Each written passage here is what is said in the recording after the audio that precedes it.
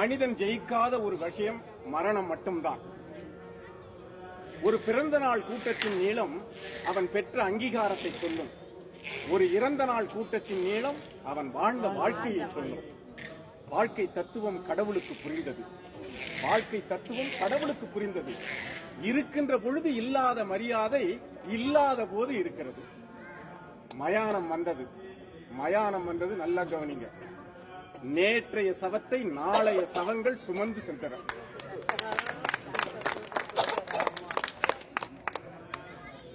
கடவுள் யோசித்தான், இறப்பென்று ஒன்று இல்லாது இருக்குமானால் இந்நேரம் மனிதன் கடவுளையே கொண்டிருப்பான். பாவம், ஆடிய மனிதர்கள் உறங்குவதற்கு செய்த ஆடாத தொட்டில்தானே மயானம்.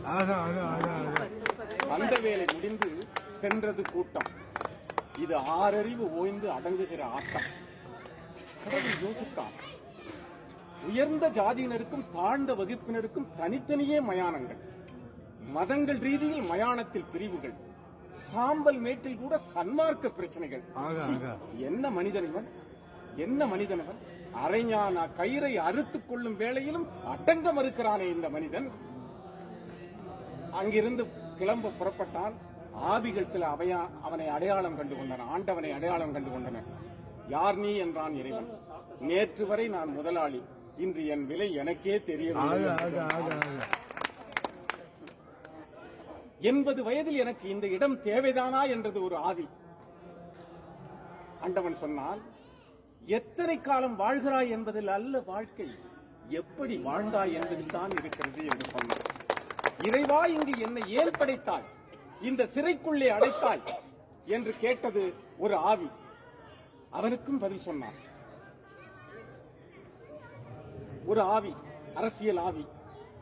ஆண்டவா, இங்கு இடைத்தேர்தலே வராதா என்றது.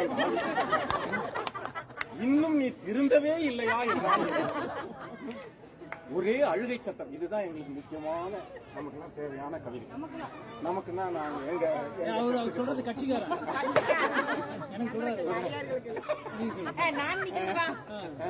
ஒரே அழுகை சத்தம். பெண்ணாக பிறந்தது போதுமடா சாமி என்றது ஒரு ஆவி. ஆண்டவன் அருகில் வந்து காதோறும் சொன்னான், ஆணாக பிறந்து பார், அதை விட கஷ்டம்.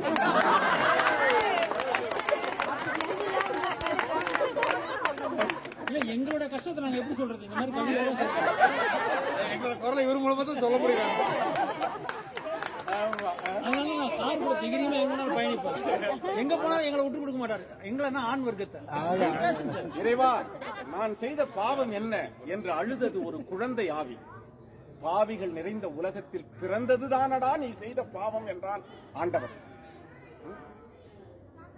சரி, நல்லவர்களை எல்லாம் சீக்கிரம் அழைத்துக் கொள்ளுகிறாய், கெட்டவர்களை நீண்ட நாள் வாழ வைக்கிறாயே, இது என்ன உன்னுடைய நீதி என்றான். நல்லவர்களை விட்டு வைத்தால் அவர்களும் கெட்டவர்களாகிவிட்டார்கள். மலர் படைத்தாய், மனம் படைத்தாய், மலர் படைத்தாய், மனம் படைத்தாய், பின்பு ஏன் இந்த உலகத்தில் மதம் படைத்தாய் என்று கேட்டது ஒரு ஆவி. ஆண்டவனுக்கும் அடிசருக்கும் என்றான். ஆண்டவனுக்கும் அடிசருக்கும் என்றான். ஒரே சிரிப்பு சத்தம். நல்ல வேளை, தற்கொலை செய்து கொண்டது நல்லதாய் போயிட்டு. மோசமடா சாமி என்றது அந்த ஆவி. கோழைகளோடு நான் பேசுவதில்லை என்றான் கடவுள். அது சரி, எல்லா உயிர்களும் பிறக்கின்றன, இறக்கின்றன. உனக்கு மட்டும் சாவே கிடையாதா என்றது ஒரு ஆவி. யார் சொன்னது? எனக்கும் மரணம் உண்டு, எனக்கும் மரணம் உண்டு. மடலைகள் சிரிக்கும் பொழுது நான் பிறக்கிறேன், மனிதர்கள் இது போல செய்யும் பொழுதெல்லாம் நான் ஒவ்வொரு கணமும் இறக்கிறேன் என்றான். ஆவிகளோடு பேசியதில் 1000 அர்த்தங்களை கண்டுகொண்ட ஆண்டவன் அங்கிருந்து மனிதர்கள் என்ற போர்வையில் நடமாடுகின்ற விலங்குகளிடமிருந்து விடைபெற்று சென்றான். இதுதான் அந்த கவிதையினுடைய சாரம். இது எதுக்காக சொல்றேன்னா, மடலைகள் சிரிக்கும் பொழுது நான் பிறக்கிறேன் என்று சொன்னான். மடலை என்ன செய்யும்? ஓடி வந்து எல்லோருடைய கால்களையும் பிடித்துக் கொள்ளும். எங்கள் கால்களை நேற்று வரை தொட்ட மழலைகளாகிய உங்களை நான் வாழ்த்துகிறேன்.